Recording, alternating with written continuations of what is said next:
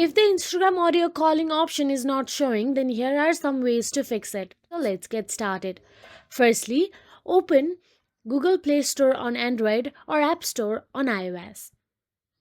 Then tap on the search icon available at the bottom and search for the Instagram. Once you search for the Instagram, simply tap on the update option available there and check if there is any new update available. And after you update the Instagram, also check for the internet connection. A weak connection can disable call features, or try switching to Wi-Fi or mobile data and retry.